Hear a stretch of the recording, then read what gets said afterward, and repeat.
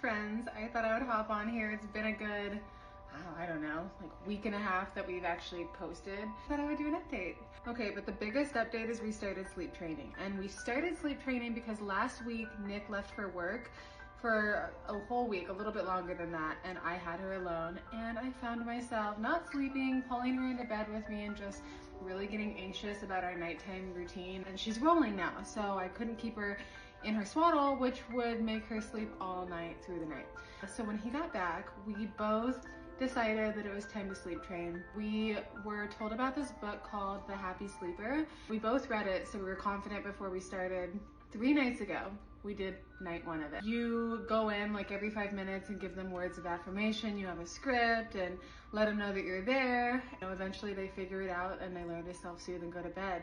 The first night was the hardest night of my life. I got physically ill.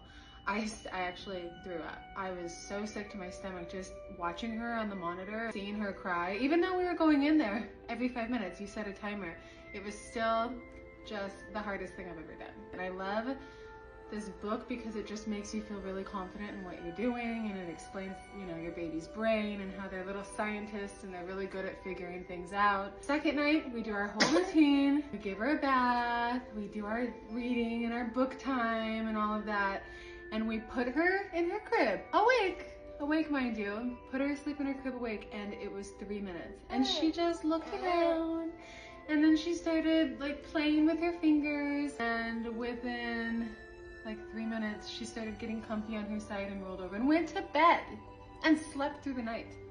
That was night 2. And then night 3 was last night. We went on a date, like an actual date. My good friend watched her and she did the routine, put her in her crib, and she went to sleep. She went to sleep on her own. We came home and Addie was sleeping in her crib like a big girl. I'm so happy we did this. It was such an anxiety for me. I hope everyone has a wonderful weekend.